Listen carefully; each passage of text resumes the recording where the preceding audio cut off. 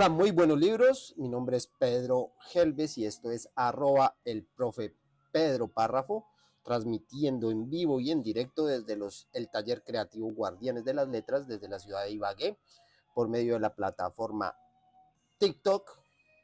Un saludo para todos los de TikTok por medio de la plataforma Twitch y retransmitiendo el día de mañana por Spotify y por YouTube en diferido. Les damos la bienvenida el día de hoy. Vamos a continuar con una lectura de un libro, un magnífico libro que tiene como título La muerte de Iván Illich. Realmente es un cuento y estamos dentro de este libro que se titula Cuentos Inolvidables según Julio Cortázar, una obra que estamos leyendo ya hace más o menos unas 8 semanas. Cada sábado estamos teniendo este encuentro con todos ustedes y el sábado pasado comenzamos a leer la obra de Lev Tolstoy titulada La muerte de Iván Illich. Entonces, para el día de hoy vamos a continuar la lectura de esta gran obra, de este cuento, novela corta que también puede ser. Bienvenida Electra, muchas gracias por estar ahí. Kelly Suárez, Susana, Roxy, bienvenidas todos. Gracias por estar ahí. Vamos a estar en TikTok esperando sus tap tiki a la pantalla y por medio de Twitch, pues también estamos atentos a todos sus mensajes que también van a aparecer en pantalla plus de Twitch. En Twitch estamos con la lectura en pantalla para que la puedan seguir. Entonces, si quieren ir y acompañarnos en el canal de los Guardianes de las Letras, en Twitch, buscan en Twitch canal de los Guardianes de las Letras y ahí encuentran la lectura en pantalla. Lo mismo que pueden hacer cuando el video podcast esté subido a las diferentes plataformas. Doy la bienvenida a Jun, a Roxy, a Silvio, bienvenido, muchas gracias por echarse la pasadita, muchas gracias a Sebas, a Escoquín, muchas gracias por estar ahí, muchas gracias por su tap y muchas gracias por todos sus mensajes y por todos sus comentarios también. Les agradezco a todos sus comentarios y vamos entonces a dar inicio para no dar más rodeos. En el capítulo pasado de Cuentos para leer los sábados, pues leímos la primera parte o el primer capítulo del cuento La muerte de Iván Illich, en donde pues nos presentan algunos de los personajes y el gran acontecimiento en que pues Iván Illich fallece y tenemos una escena en su casa o en la casa de la viuda cuando se está haciendo el velorio. Después una escena, después nos vamos a tiempo atrás, en donde cuando Iván Illich estaba estudiando en la universidad y comenzó a estudiar con sus compañeros.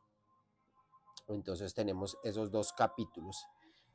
Y para hoy pues vamos a leer el capítulo 3 y el capítulo 4 en estos cuentos para leer los sábados y les damos la bienvenida a todos. Germán Rodríguez, muchas gracias por estar ahí. Brinks Forever, muchas gracias. Victoria Areal, gracias por estar ahí. Muchas gracias a todos. Está por ahí Diego Alejandro Celeita, está Elkin, Mauricio, el profe Elkin, bienvenido, muchas gracias por echarse la pasadita. Estamos leyendo Cuentos para leer los sábados, tercer capítulo de Iván Illich. Si de pronto el profe Elkin desea hacer la lectura por TikTok, pues también lo invitamos para que haga la solicitud para unirse a la conversación. Mientras tanto, pues les recomiendo los tapsitos a la pantalla por TikTok y los mensajes en Twitch. Bien, comenzamos entonces con el capítulo 3.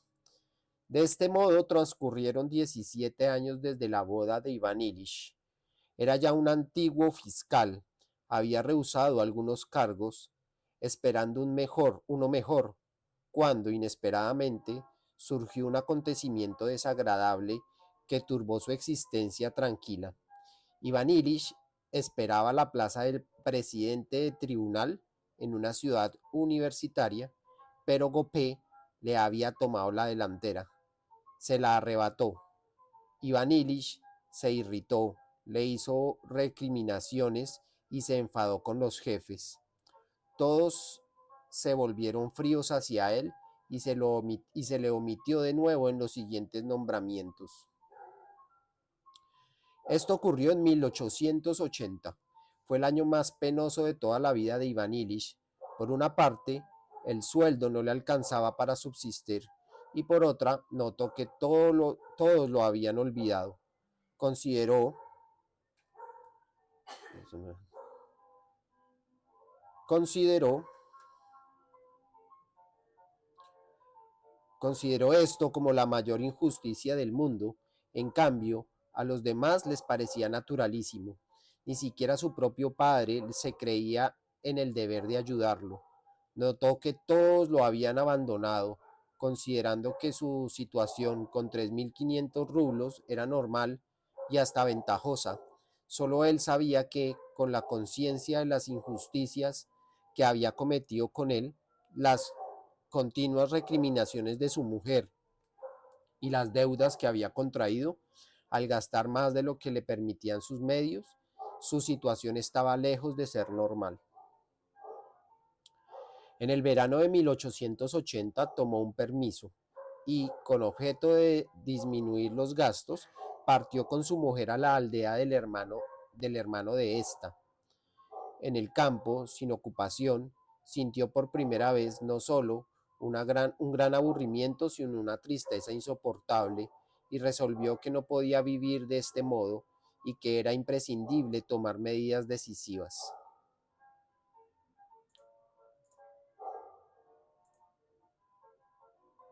Después de una noche de insomnio, durante la cual se paseó por la terraza, decidió que iría a San Petersburgo para arreglar sus asuntos, castigar a los que no sabían apreciarlo y pedía el traslado a otro ministerio. Al día siguiente, a pesar de que su mujer y su cuñado trataron de disuadirlo por todos los medios, se marchó a San Petersburgo. Partió con un objetivo: conseguir un puesto con 5.000 rublos de sueldo. Ya no tenía preferencias por un ministerio determinado, por ninguna tendencia ni por ningún género de actividad. Tan solo necesitaba una plaza de 5.000 rublos de sueldo, ya fuera en la administración, en algún banco, en los ferrocarriles, en una institución de la emperatriz María o incluso en la aduana. Lo cierto era que necesitaba de toda precisión un sueldo de 5.000 rublos y salir de un ministerio en el que no lo sabían apreciar. Hola Ángela, bienvenida, bienvenido Martín. El viaje de Iván Illich fue coronado por un éxito extraordinario e inesperado. En Kursk entró en el vagón de primera clase FS Ilin, un conocido suyo, FS Ilin, un conocido suyo, y le contó que recientemente el gobernador de aquella ciudad había recibido un telegrama en el que anunciaban que uno de aquellos días tendría lugar su cambio en el ministerio. Iván Semyonovich ocuparía la plaza de Piotr Ivanovich. Aparte de la importancia que tenía para Rusia aquel presunto cambio, era particularmente significativo para Iván Illich el hecho de que hicieran resaltar la personalidad de Piotr Petrovich y probablemente la de su amigo Zahar Ivanovich, lo que presentaba grandes ventajas para él. La noticia se confirmó en Moscú y al llegar a San Petersburgo, Iván Illich se encontró con Zahar Ivanovich y obtuvo de él la promesa de una plaza segura en el mismo ministerio en que estaba. Una semana después, telegrafiaba a su mujer, abre comillas: Zahar Plaza Miller recibiría nombramiento en el primer informe, cierra comillas. Gracias a aquel cambio de personajes, Iván Illich ocupó una plaza tal en su antiguo ministerio que subió 2 puestos en el escalafón y tuvo 5.000 rublos de sueldo y 3.500 de dietas. Iván Ilich olvidó la indignación que había sentido contra sus enemigos y contra todo el ministerio y se sintió feliz. La Carolina, bienvenida.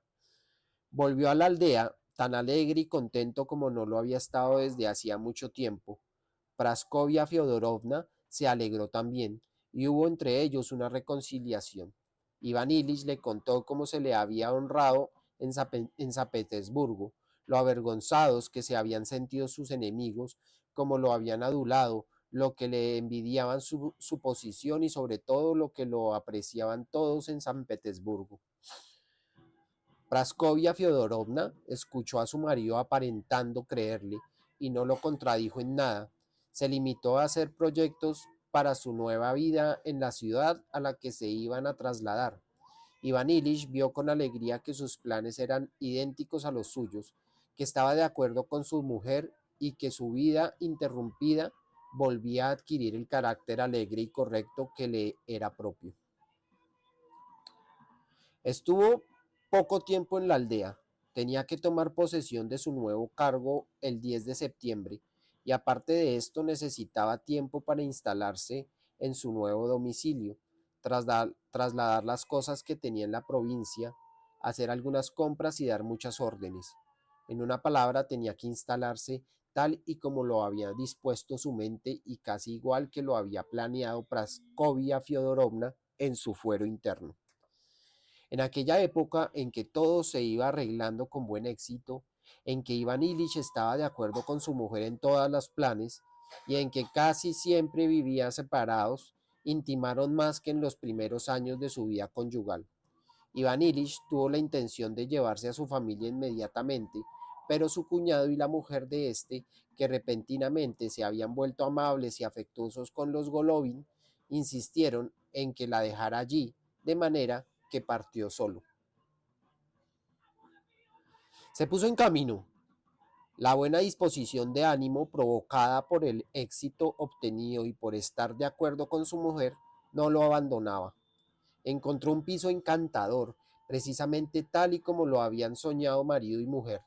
Tenía espacios salones de estilo antiguo, tenía espaciosos salones de estilo antiguo, de altos techos, un despacho amplio y cómodo, habitaciones para su mujer y para su hija, un cuarto de estudio para el muchacho. En una palabra, todo parecía hecho expresamente para ellos. Iván Ilich, en persona, se ocupó del arreglo de la casa, elegía los papeles para empapelar las habitaciones y las tapicerías, compraba muebles que buscaba particularmente entre los antiguos, porque creía que tenía un estilo comme il faut, y todo se llevaba a cabo paulatinamente y se acercaba al ideal que se había formado.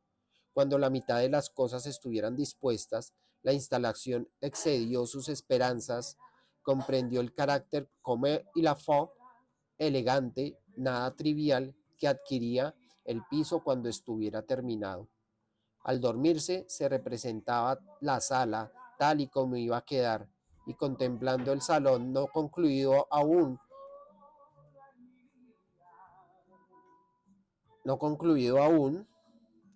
veía ya la chimenea, el biombo, la vitrina, las sillas dispuestas en su sitio, los platos en las paredes y los bronces. Le alegraba la idea de la sorpresa que se llevaría Pasha, diminutivo de Paraskovia, y Lisanka, la hija de los dos, que también eran aficionadas a estas cosas. No era posible que esperasen ver aquello. Había tenido la gran suerte de encontrar y bastante barato comprar bastante barato objetos antiguos que imprimían a la casa un carácter particularmente distinguido. En sus cartas presentaba adrede mucho peor, las cosas mucho peor de lo que eran en realidad, para sorprender a su familia cuando llegara. Todo esto lo entretenía tanto que a veces cambiaba los muebles de lugar y colgaba las cortinas con sus propias manos. Una vez, al subir a una escalera, para indicar al carpintero cómo quería que colgara una cortina, perdió pie, pero como era un hombre ágil y fuerte, no llegó a caerse. Tan solo se dio un golpe en un costado contra el pomo de la ventana. La, la contusión le dolió cierto tiempo, pero los dolores cesaron al fin. Por aquella época Iván Ilich se sentía particularmente alegre y en perfecto estado de salud. Escribía a su casa, abre comillas, noto que me he rejuvenecido en 15 años. Pensaba terminar la instalación en el mes de septiembre, pero esta se prolongó hasta mediados de octubre. En cambio, todo resultaba encantador y no era solo él quien opinaba así. Todo el mundo le decía lo mismo. Hola Tomcat, bienvenido. En realidad allí había lo que suele haber en las casas de las personas no demasiado acomodadas, pero que quieren parecerlo y que por ese motivo se asemejan unos a otros. Tapicerías, muebles de ébano, flores, tapices y bronces oscuros y brillantes. Todo cuanto cierta clase de personas acumulan y con lo cual se parecen unas a otras. La casa de Iván Ilich era tan parecida a otras que nada llamaba la atención. Sin embargo, veía en ella un encanto especial.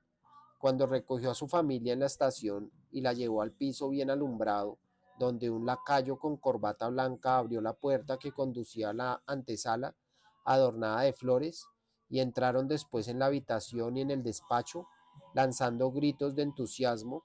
Iván Ilich se sintió muy feliz y mientras les mostraba todas las cosas, disfrutaba de los elogios que hacían, experimentando una alegría inmensa.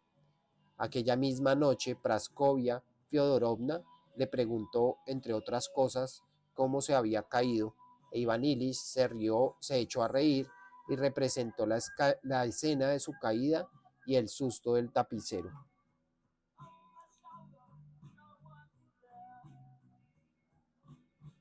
No en balde hago gimnasia, otro se habría matado. En cambio yo apenas si me he dado un golpe.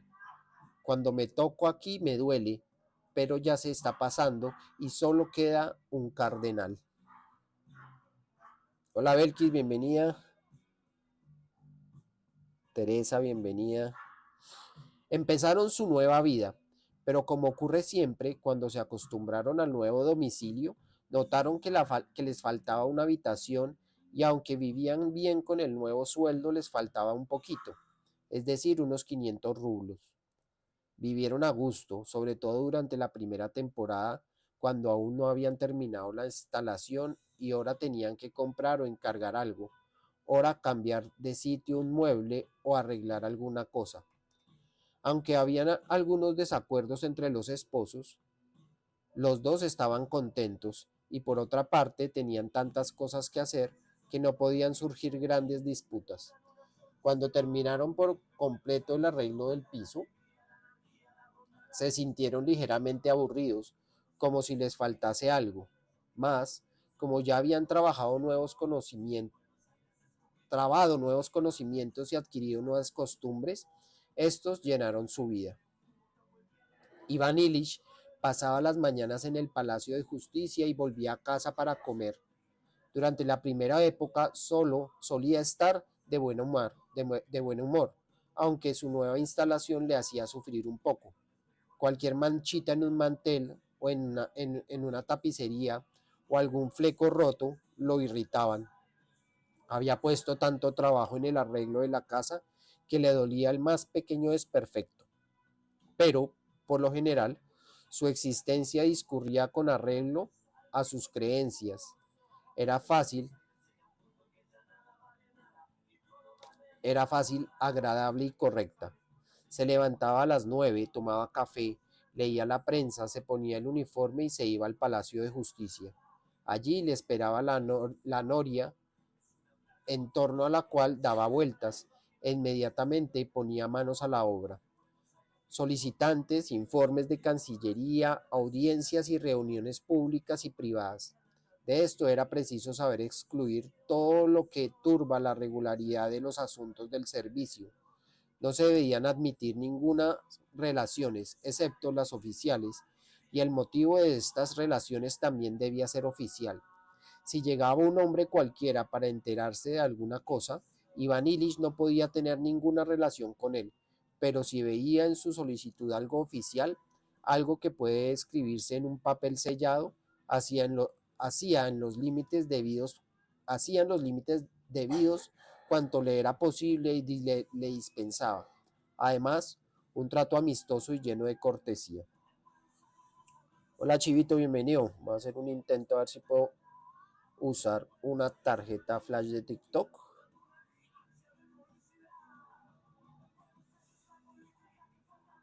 Yo no sé dónde se hace eso.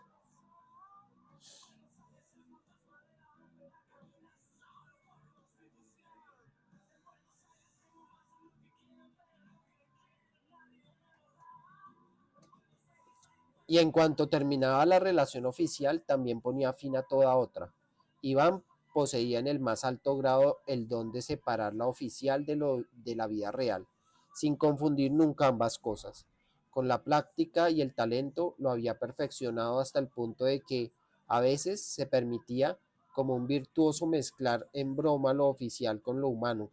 Hacía esto porque tenía la conciencia de una fuerza interior que un momento dado separaría lo oficial y rechazaría lo humano. Los asuntos de Iván Illich marchaban, pues, de un modo fácil, agradable, correcto e incluso virtuoso. En los intervalos fumaba, tomaba té, charlaba un poco de política, un poco de asuntos generales, un poco de los naipes y más que nada de nombramientos. Regresaba a su casa cansado, pero con la sensación del virtuoso que ha ejercido perfectamente su parte como primer violín en una orquesta.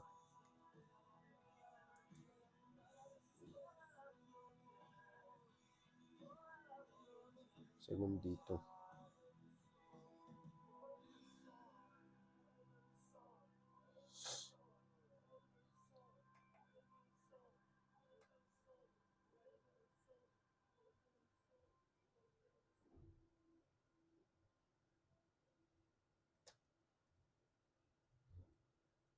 Ay, me perdí ahora, perdón.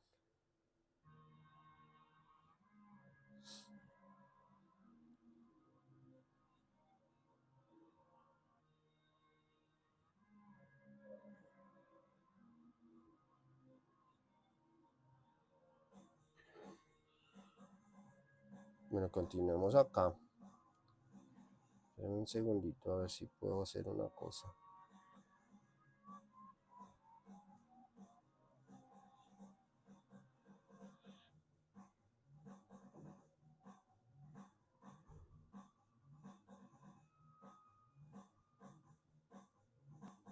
Bueno, con la práctica y el talento lo había perfeccionado hasta el punto de que a veces se permitía como un virtuoso mezclar en broma lo oficial con lo humano. Hacía esto porque tenía la conciencia de una fuerza interior que en un momento dado separaría lo oficial y rechazaría lo humano.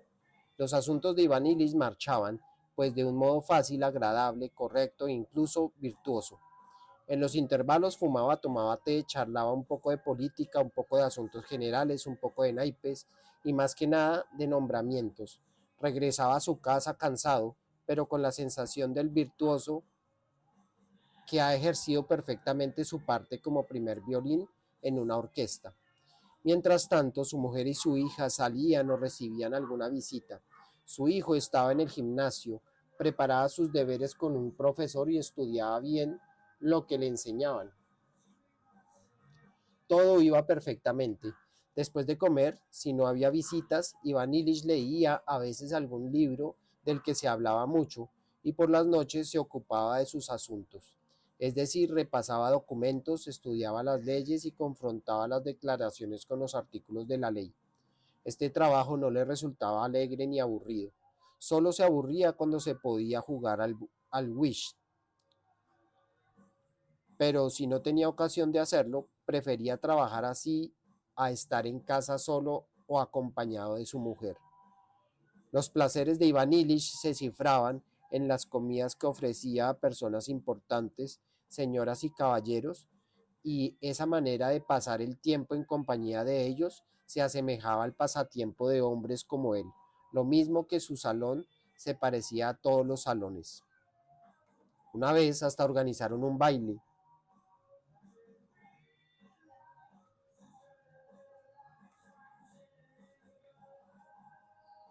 Iván Illich se sentía contento y todo iba perfectamente, cuando de repente surgió una terrible discusión a causa de las tartas y los bombones.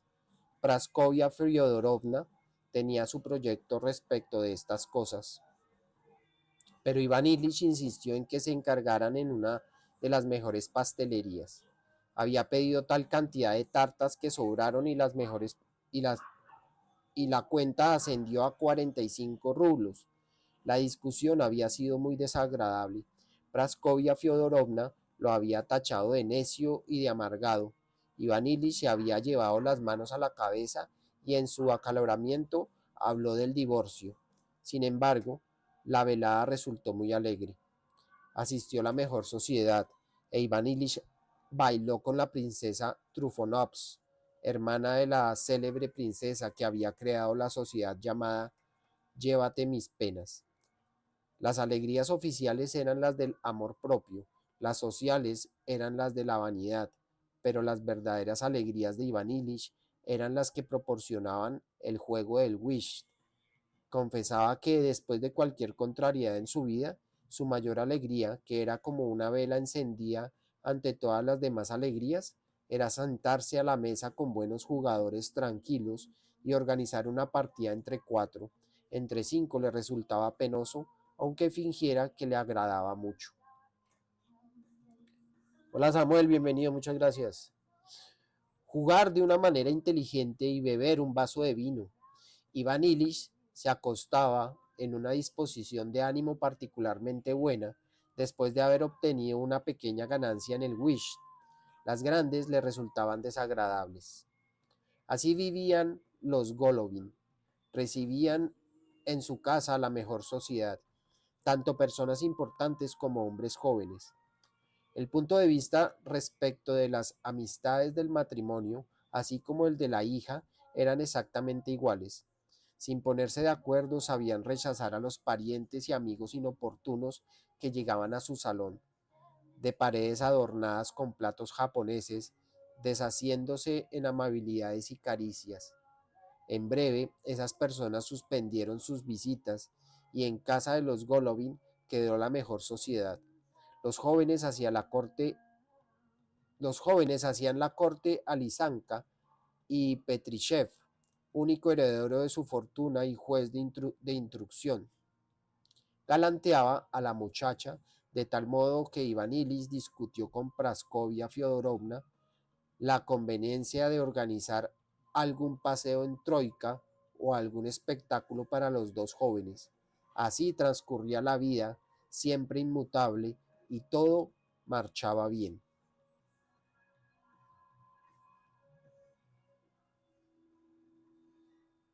Vamos a...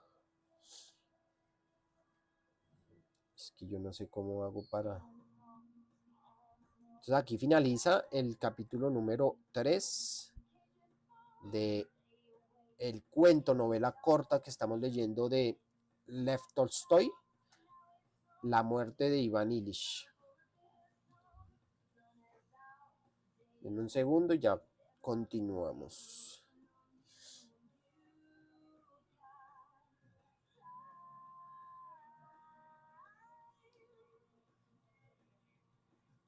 Ahora sí ya pude usar la tarjeta flash. Listo. Capítulo 4. Todos gozaban de buena salud, porque no se podía considerar como enfermedad el que Iván Illich tuviera a veces mal sabor de boca y una desagradable sensación en el lado izquierdo del vientre. Pero esa sensación desagradable fue en aumento y sustituyó no precisamente por un dolor, sino por un peso constante que provocaba el mal humor de Iván Illich. Ese mal humor, que iba acrecentándose, estropeaba la vida fácil y digna que se había establecido en la familia. Marido y mujer empezaron a discutir cada vez con más frecuencia. Pronto se destruyó el encanto de su vida fácil y agradable, y a duras penas pudieron mantener las apariencias. Las escenas violentas se volvieron más frecuentes y lo mismo que antes, solo quedaban algunas islas en las que podían vivir sin que se produjeran explosiones. Hola, muchas gracias, bienvenidos todos. Estamos leyendo La muerte de Ivan Illich en Cuentos para leer los sábados, en su segunda temporada, dentro de un libro que se titula Los cuentos inolvidables de según Julio Cortázar. Entonces estamos en el cuento de Lev Tolstoy, La muerte de Iván Illich. Praskovia Fyodorovna decía, no sin razón, que su marido tenía un carácter difícil.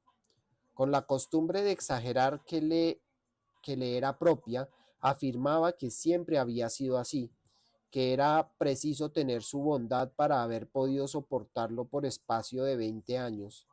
Bien es verdad que ahora era Iván Illich quien provocaba las discusiones. Empezaba a rezongar siempre en el momento de sentarse a la mesa y con frecuencia, precisamente cuando iban a tomar la sopa, tan pronto notaba que alguna pieza de la vasija estaba desportillada, tan pronto le disgustaban algún plato, tan pronto que su hijo pusiera los codos en la mesa, como el peinado de Lisanka, y culpaba de todo ello a Praskovia Fyodorovna. Al principio, esta solía replicar una serie de cosas desagradables, pero en dos ocasiones Iván Illich había llegado a una desesperación tal que comprendió que se trataba de un estado enfermizo provocado al ingerir alimento y se resignó. Ya no la contradecía limitándose a apresurar la comida.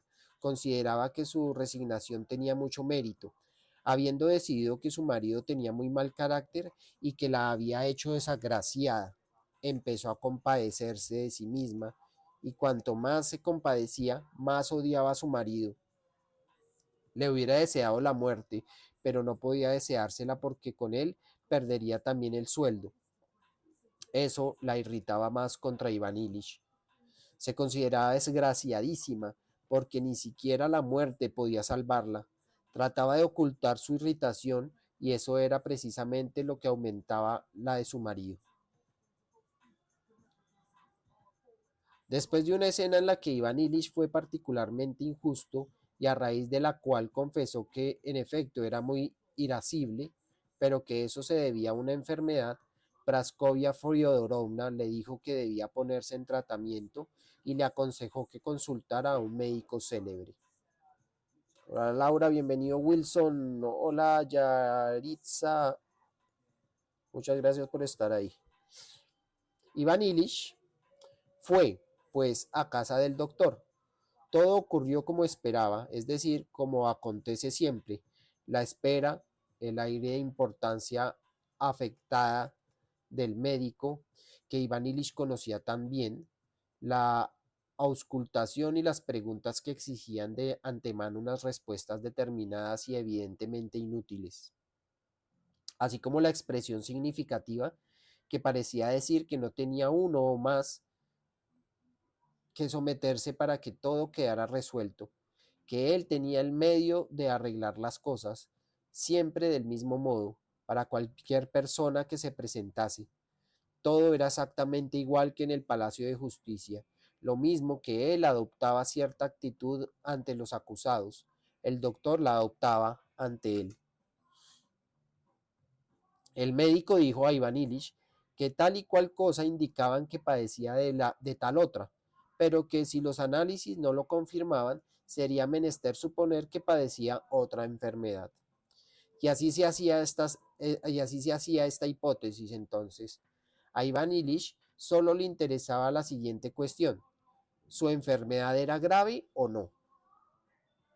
Pero el médico lo ignoraba. La pregunta de Iván Illich era muy importuna. El médico opinaba que era inútil y que no se debía dilucidar. Era preciso averiguar, en cambio, si se trataba de un riñón flotante, de un catarro intestinal crónico o de una enfermedad del intestino ciego. No se trataba de la vida de Iván Illich, sino tan solo de saber cuál era su padecimiento. resolvió la cuestión ante Ivan Illich de un modo brillante a favor del intestino ciego, decidiendo que un análisis de orina podía dar nuevos indicios y que entonces volverían a practicar un reconocimiento. Todo aquello era exactamente igual que lo que había hecho con gran brillantez miles de veces el propio Ivan Illich ante los acusados. El médico procedió a hacer un resumen con igual brillantez, después de lo cual miró a su paciente por encima de los lentes con expresión triunfante, casi alegre. Ivan Illich dedujo de aquel resumen que estaba bastante grave y que todo aquello le tenía sin cuidado al médico y probablemente también a todos los demás. Ese hecho impresionó dolorosamente a Ivan Illich, provocando en él un profundo sentimiento de compasión hacia sí mismo y de un gran rencor hacia aquel médico, indiferente ante un problema tan grave. Sin embargo, no hizo ningún comentario. Se levantó y poniendo el dinero en la mesa suspiró diciendo, probablemente nosotros, los enfermos, les hacemos a ustedes preguntas inoportunas, pero dígame, ¿es grave mi enfermedad? El médico le echó una mirada severa con un solo ojo a través de los lentes, como diciendo, acusado, si no se limita usted a contestar a las preguntas que se le hacen, me veré obligado a ordenar que lo arrojen de la sala. Ya le he dicho lo que considero necesario y conveniente, replicó él en voz alta. El análisis dirá todo lo demás. Y el doctor saludó. Ivan Illich salió, despacio, se instaló tristemente en el trineo y se fue a su casa. Durante todo el trayecto no cesó de sopesar lo que le había dicho el doctor, procurando traducir a un lenguaje corriente sus enrevesadas y confusas palabras científicas y responder con ellas a la pregunta de si estaba mal, muy mal, o si aún tenía salvación. Por todo lo que había dicho el doctor, le parecía que se encontraba muy mal. En las calles todo le pareció triste, los cocheros, los transeúntes, las tiendas. Aquel dolor sordo y lento que no cesaba ni un minuto adquiría un significado nuevo, más serio, al relacionarlo con las palabras oscuras del doctor. Ivan Illich prestaba atención a su dolor con un sentimiento nuevo y penoso. Al regresar a su casa, empezó a contar a su mujer lo que le había dicho el médico, pero cuando iba por la mitad de su relato, entró su hija con el sombrero puesto. Se disponía a salir con Praskovia Fiodorovna. Hizo un esfuerzo para sentarse a escuchar las palabras aburridas de Ivan Illich, pero no pudo resistirlas hasta el final, ni la madre tampoco.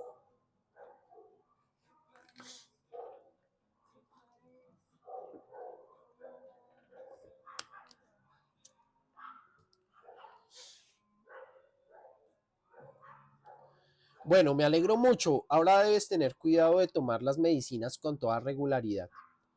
Dame la receta, voy a mandar a Guarasim a la farmacia, dijo, y fue a vestirse. Iván Illich había estado sin aliento mientras su mujer estaba en la habitación y suspiró profundamente al verla salir. ¿Quién sabe? Tal vez todavía no sea nada. Empezó a tomar los medicamentos, cumpliendo la prescripción del médico, que cambió después del análisis de orina. Sin embargo, de ese análisis y de lo que se derivó de él, hubo una confusión. No había manera de llegar hasta el doctor, y el resultado fue que no se hacía lo que había mandado. Tal vez había olvidado algo, había mentido o trataba de ocultarle alguna cosa. No obstante, Ivan Illich seguía cumpliendo las prescripciones del médico y durante el primer tiempo encontró así cierto consuelo. Desde su visita al doctor, su ocupación principal consistía en cumplir con toda exactitud las órdenes que le había dado, relativas a la higiene, a las medicinas, a la observación de su dolor y de todas las funciones de su organismo. Las enfermedades y la salud de los seres humanos constituían uno de los mayores intereses de Ivan Illich. Cuando se hablaba delante de él de muertos, enfermos o de personas que se habían curado, sobre todo de una enfermedad que se pareciera a la suya, tratando de ocultar su emoción, escuchaba con todo interés y hacía preguntas sin comparaciones con su propio mal. El dolor no disminuía, pero Iván Ilich hacía esfuerzos para pensar que se encontraba mejor y lograba engañarse mientras nada lo emocionase. Pero en cuanto surgía una disputa con su mujer, una contrariedad en su trabajo o perdía en el juego, inmediatamente sentía todo el peso de su enfermedad. En otro tiempo soportaba todos los fracasos, esperando que no tardaría en vencer la mala suerte, que llegaría el buen éxito. Ahora, cualquier contrariedad lo abatía y lo llevaba a la desesperación. Solía decirse, vaya, en cuanto empezaba a sentirme mejor, en cuanto empezaba a hacerme efecto la medicina, me ha sobrevenido esa maldita desgracia. Y se enfurecía. Se enfurecía contra la desgracia y contra las personas que le daban disgustos y lo mataban. Se daba cuenta de que esa misma ira lo llevaba a la tumba, pero no era capaz de dominarse. Al parecer, debía ser evidente que su irritación contra las circunstancias agravaba su enfermedad y que por tanto no debía hacer caso de ningún hecho desagradable. Sin embargo, sus razonamientos eran contrarios. Decía que la paz le era imprescindible y al mismo tiempo prestaba atención a todo lo que la destruía, y cada vez que esto pasaba se dejaba llevar por la ira. La lectura de los libros de medicina y las consultas que hacía a los médicos agravaban su situación. Empeoraba tan paulatinamente que podía engañarse al comparar un día con otro. No había casi diferencia, pero cuando consultaba a los doctores le parecía que había empeorado o incluso que esto ocurría muy rápidamente. Sin embargo, no cesaba de acudir a ellos.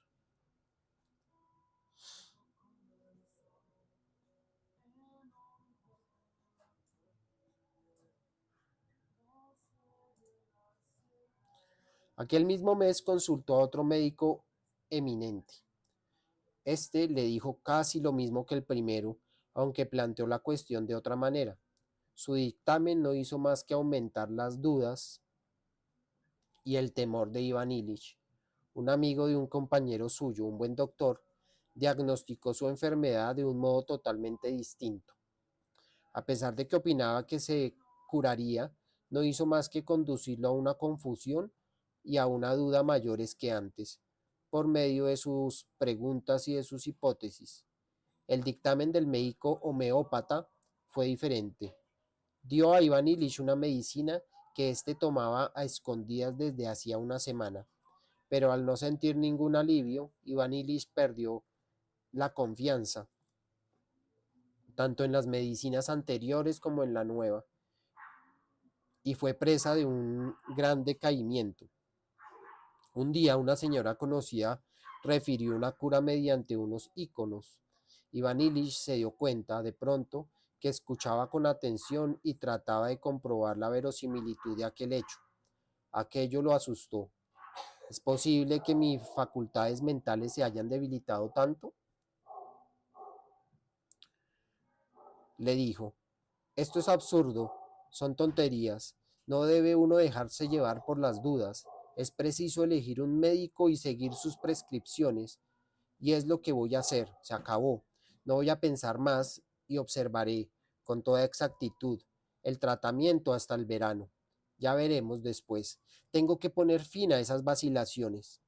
Era difícil decir esto, pero imposible cumplirlo.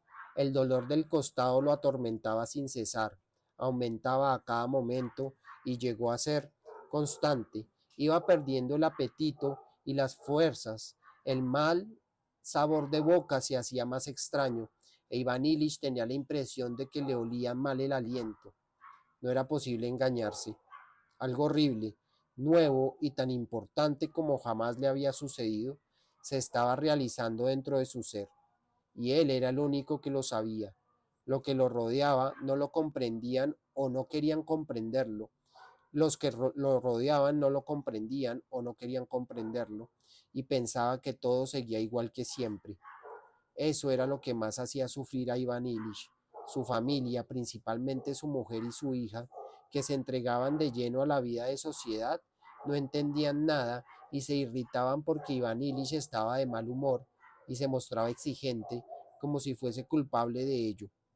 Aunque trataban de ocultarlo, Iván Ilich se daba cuenta de que constituía un obstáculo para ellas.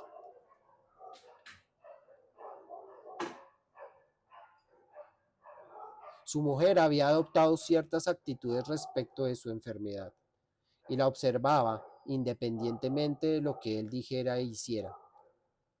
¿Saben ustedes que Iván Ilich no puede someterse rigurosamente a un tratamiento como lo haría cualquiera? Decía a sus conocidos. Hoy toma las gotas, come lo que le han ordenado y se acuesta a su debida hora, pero mañana, si no estoy al tanto, se le olvidará tomar la medicina, comerá, comerá esturión, cosas que le están prohibidas, y permanecerá jugando al Wish hasta la 1 de la madrugada. ¿Cuándo hago eso? Replicaba Iván Ilich irritado. Solo lo hice una vez en casa de Piotr Ivanovich y también ayer con Chevek. Es igual. De todas maneras, no hubiera podido dormir a causa del dolor. Y sea por lo que sea, pero pero el caso es que así no te vas a curar nunca. Y a nosotros nos atormentas. Todo lo que Praskovia Fyodorovna expresaba respecto a la enfermedad de Iván Ilich, tanto a los extraños como a él mismo, significaba que su marido era culpable de estar enfermo y que dicha enfermedad constituía un nuevo disgusto que le ocasionaba. Iván Ilich se daba cuenta de que Praskovia Fyodorovna procedía de este modo involuntariamente, mas eso no le servía de ayuda. En el tribunal, Iván Ilich notaba o creía notar esa misma extraña actitud. Ora le parecía que lo miraban como a un hombre que no tardaría en dejar su plaza vacante. Ora sus compañeros le gastaban bromas respecto de su susceptibilidad, como si aquella cosa terrible, horrorosa, inaudita que le sucedía y que, sin dejar de mirarlo, lo arrastraba irresistiblemente, no sabía dónde, fuese el objeto más divertido para sus bromas.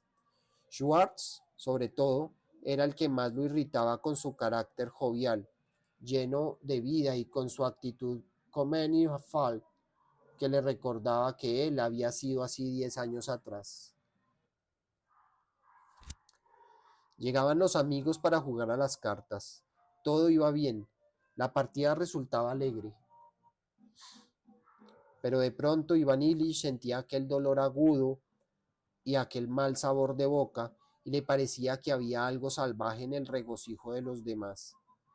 Miraba cómo Mijail Mijalovich, su compañero de juego, golpeaba la mesa con sus manos sanguíneas y se contenía por indulgencias y cortesía de tomar las cartas acercándoselas a Iván Ilich para que éste tuviera el placer de alcanzarlas sin hacer un esfuerzo y sin tener que alargar la mano. ¿Cómo? ¿Es que se figura que estoy tan débil que no soy capaz de alargar la mano?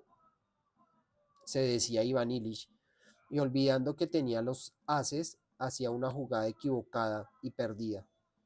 Pero lo peor de todo era ver el interés que ponía Mijail Mijalovich por ganar, cuando a él le daba igual, y era terrible pensar por qué le daba igual. Todos notaban a Iván Ilich, todos notaban que Iván Ilich se encontraba mal, y le decían, podemos suspender el juego si está cansado, descanse un poco. ¿Descansar? No, no estaba cansado en absoluto. Terminaban la partida. Todos se mostraban sobrios y silenciosos. Iván Ilich se daba cuenta de que él era la causa de aquel estado de ánimo, pero no estaba en disposición de disiparlo. Después de cenar, los compañeros de Iván e Iván Ilich se quedaba solo,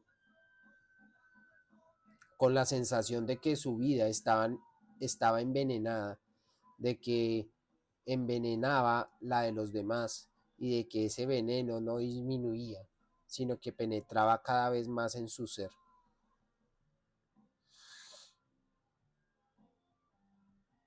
Con esa sensación acompañada de dolor físico y de terror, era necesario acostarse, y a menudo no podía dormir la mayor parte de la noche. A la mañana siguiente había que levantarse de nuevo, vestirse, ir al tribunal, hablar, escribir y quedarse en casa las 24 horas seguidas, de las que cada una constituía sufrimiento, y era preciso vivir solo en el borde del precipicio, sin que un ser lo atendiera, lo entendiera y se apiadase de él.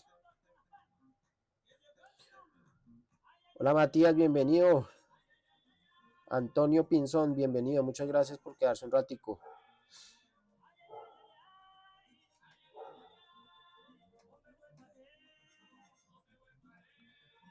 Capítulo 5. Así transcurrieron 2 meses. Antes de Año Nuevo, llegó el cuñado de Iván Ilich y se detuvo en su casa. Iván Ilich estaba en el tribunal. Praskovia Fyodorovna había salido de compras. Al entrar en su despacho, Iván Ilich encontró allí a su cuñado, que con sus propias manos sacaba las cosas de las maletas. Era un hombre sanguíneo y de complexión robusta. Levantó la cabeza al oír pasos, y por espacio de un momento miró en silencio a su pariente. Esa mirada le reveló todo. Su cuñado abrió la boca para proferir una exclamación, pero se contuvo. Eso confirmó las dudas de Iván Ilich. ¿Qué? ¿He cambiado? Sí, has cambiado. Después, cuando Iván Ilich intentó varias veces reanudar la conversación acerca de su aspecto, su cuñado guardó silencio. Al llegar Praskovia Fyodorovna, su hermano entró en su habitación. Iván Ilich cerró la puerta con llave y fue a mirarse al espejo, primero de frente y luego de perfil. Tomó una fotografía en que estaba retratado con su mujer y la comparó con las imágenes que reflejaban al espejo. Se observa un cambio enorme. Entonces se remangó hasta los codos, se miró los brazos, volvió a bajar las mangas y se sentó en un sofá, presa de un desánimo más negro que la noche. No debo pensar, no debo pensar, se dijo, y levantándose de un salto se acercó a la mesa y empezó a leer un asunto judicial, pero no le fue posible concentrarse. Abrió la puerta y fue a la sala. La puerta del salón estaba cerrada. Se acercó a ella de puntillas y escuchó. Exageras, decía Praskovia Fyodorovna. ¿Qué voy a exagerar? ¿No te das cuenta que es un hombre muerto? Fíjate en sus ojos, no tienen luz. ¿Y qué es lo que tiene? Nadie lo sabe. Nikolayev era uno de los médicos. Ha diagnosticado, ha diagnosticado algo, pero no sé exactamente qué. Leschetizky era un doctor eminente, opina lo contrario. Iván Ilich se retiró de la puerta y entró en su habitación. Después se tendió y empezó a pensar. El riñón flotante. Recordó lo que le había dicho los médicos acerca de cómo se le había desprendido y cómo flotaba. Haciendo un esfuerzo de imaginación, procuraba asir ese riñón para detenerlo y afianzarlo. Le parecía que se necesitaba tan poca cosa para eso. Iré otra vez a ver a Piotr Ivanovich. Era aquel compañero suyo que tenía un amigo médico. Llamó al criado, le ordenó que preparara el coche y se dispuso a partir. Hola Nelly Wilches, bienvenida. Luz Mari, Santiago García, Erika, bienvenida, muchas gracias por estar ahí. ¿A dónde vas, Jen? Le preguntó su mujer con una expresión particularmente triste y bondadosa, desacostumbrada en ella. Esto último irritó a Iván Ilich, miró a su mujer con aire sombrío. Necesito ir a ver a Piotr Ivanovich. Al llegar a casa de su amigo, ambos fueron a ver al doctor. Este recibió a Iván Ilich y conversó largo rato con él. analizando anatómica y fisiológicamente los detalles de lo que, según opinaba el doctor, le ocurría. Iván Illich comprendió todo. Había una cosa muy pequeña en el intestino ciego. Aquello podía arreglarse.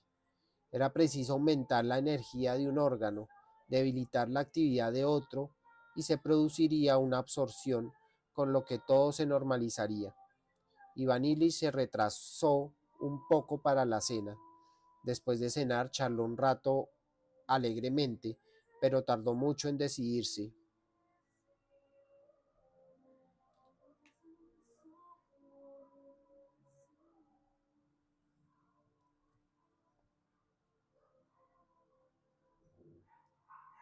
A volver a su despacho para trabajar.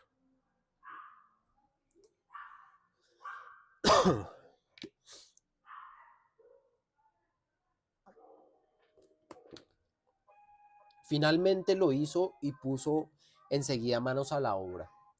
Examinó algunos documentos sin que lo abandonara la conciencia de que tenía un asunto importante, íntimo, del que tendría que ocuparse al acabar con el trabajo. Cuando terminó su trabajo recordó que aquel asunto íntimo era pensar en el intestino ciego, pero no se dejó llevar por ese pensamiento y fue a tomar el té al salón. Había invitados que charlaban, cantaban y tocaban el piano. Entre ellos se encontraba el juez de instrucción, futuro prometido de Lisa. Iván Illich pasó aquella velada más alegremente que otras, según observó Praskovia Fyodorovna. Sin embargo, no olvidaba ni un momento que había aplazado para después la importante meditación acerca del intestino ciego. A las 11 se despidió y se tiró a su habitación. Desde, desde que había caído enfermo, dormía solo, en un pequeño cuarto contiguo al despacho. Al llegar allí se desnudó y tomó una novela de Zola, pero no pudo leer y empezó a pensar. En su imaginación se realizaba el deseado arreglo del intestino ciego. Se representaba la absorción, la eliminación y el restablecimiento. Todo es así, pero es necesario ayudar a la naturaleza, se dijo. Al acordarse de la medicina, se incorporó y después de tomarla, se tendió de espaldas para prestar atención a su acción favorable y fijarse en cómo le hacía desaparecer el dolor. Lo que hace falta es tomarla con regularidad y evitar las influencias perniciosas. Ya me siento algo mejor, mucho mejor. Se palpó el costado y notó que no le dolía al tocarlo. No lo siento, verdaderamente estoy mucho mejor. Apagó la vela y se echó de lado. El intestino ciego realiza la absorción y se está curando. De pronto sintió el antiguo dolor que le era tan familiar, aquel dolor sordo, lento, tenaz y serio, y el mismo mal sabor de boca. Se le oprimió el corazón y se confundieron sus ideas. Dios mío, otra vez, lo mismo. Esto no cesará nunca. Súbitamente, aquella cuestión se le representó bajo un aspecto distinto. El intestino ciego, el riñón. No se trata del intestino ciego ni del riñón, sino de la vida y de la muerte. La vida existe, pero he aquí que se va y que no soy capaz de retenerla. ¿Para qué engañarse a sí mismo? ¿Acaso no están convencidos todos, excepto yo, de que me voy a morir y de que la cuestión estriba tan solo en las cantidades de semanas o días que me quedan de vida? Tal vez ahora mismo aquello era la luz y estos son las tinieblas. Entonces estaba aquí y ahora me voy allí. ¿Pero a dónde? Sintió frío y se le cortó la respiración. Ya no oía más de que los latidos de su corazón. Cuando yo no exista, ¿qué habrá? Nada. ¿Dónde estaré? Pues cuando no exista, ¿es posible que sea la muerte? No, no quiero. Iván Illich se levantó. y al buscar a tientas la vela con sus manos temblorosas la dejó caer al suelo con la palmotoria y volvió a echarse, reclinando la cabeza sobre la almohada. ¿Para qué? Es igual, se dijo fijando los ojos en la oscuridad. La muerte, sí, la muerte, y ninguno de ellos lo sabe, no quiere saberlo ni lo siente. Están tocando. Se oía desde lejos una voz que canta y repetía un ritornello. A ellos les tiene sin cuidado, y sin embargo, han de morir también. ¡Qué tontos! A mí me ha llegado antes, a ellos les llegará después, pero tendrán lo mismo. A pesar de eso, se divierten. ¡Qué animales! La ira lo ahogaba. Experimentó una angustia insoportable. No es posible que todos estén eternamente condenados a este horrible terror. Iván Illich se levantó. Algo no marcha. Es preciso calmarse y reflexionar. E Iván Illich empezó a pensar. La enfermedad empezó. Me dio un golpe en un costado, pero seguí bien, tanto aquel día como el siguiente, exceptuando un pequeño dolor que fue en aumento. Después visité al médico, me sentía triste y abatido, y volví a consultar a otros, y cada vez me acercaba más al precipicio. Me iba debilitando, y ahora me encuentro agotado y sin luz en los ojos. La muerte está aquí, y yo pienso en el intestino ciego, pienso en la manera de curar el intestino cuando se trata de la muerte. ¿Pero es posible que sea la muerte? De nuevo lo invadió el terror y sintió ahogo. Al agacharse para buscar las cerillas, apoyó el codo en una silla y se hizo daño. Irritado, se apoyó con más fuerza y volcó la silla. Desesperado y sofocándose, se echó de espaldas y esperó que la muerte viniera de un momento a otro. Entretanto, empezaron a despedirse los invitados. Praskovia Fiodorovna los acompañaba a la puerta. Al oír que se había caído algo, entró en la habitación de Iván Illich. ¿Qué te pasa? Nada, la he tirado sin querer.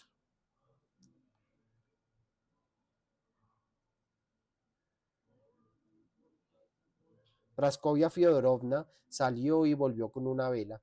Iván Illich estaba tendido sobre la cama, respirando rápida y fatigosamente, como un hombre que acaba de recorrer una versta a toda velocidad.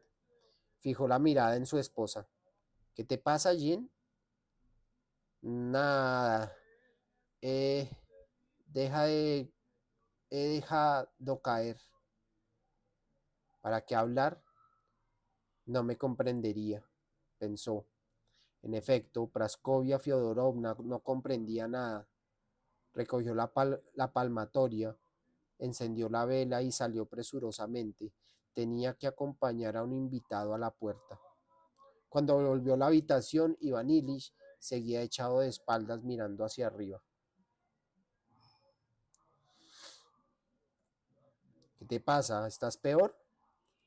Sí, Praskovia Fiodorovna movió la cabeza. Oye, Jean, tal vez sea conveniente que llamemos a Lichnitsky, dijo, después de permanecer sentado un rato a su lado. Llamar a aquel célebre médico significaba que Praskovia Fiodorovna no reparaba en gastos. Iván Illich la miró con expresión malévola y dijo, no. Praskovia Fiodorovna permaneció sentada otro ratito. Después se acercó a su marido y lo besó en la frente. Iván Illich sintió un odio profundo hacia su mujer en el momento en que ésta lo besaba, e hizo un esfuerzo para no rechazarla. Buenas noches. Dios quiera que duermas. Sí.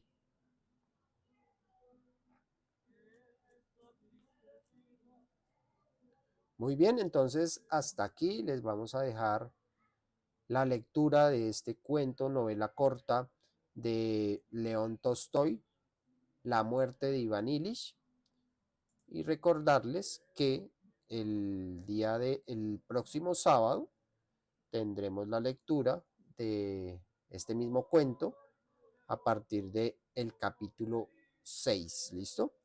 Entonces, para todos que tengo en el chat, bueno, listo, para todos en Twitch y en YouTube, en Spotify, muchas gracias por su atención, muchas gracias por apoyar esta causa en donde queremos hacer un proceso de democratización de la literatura, y muchas gracias por apoyar estas iniciativas. También para los seguidores en Facebook y en Instagram, pues les enviamos un saludo. Nos pueden encontrar en las diferentes redes sociales como @guardianes de las letras, y en TikTok estoy haciendo la transmisión por @el profe Pedro Párrafo. ¿Listo? Entonces voy a cerrar en Twitch y nos vemos el próximo sábado. De pronto nos vemos el próximo sábado y los dejo con los muy buenos libros.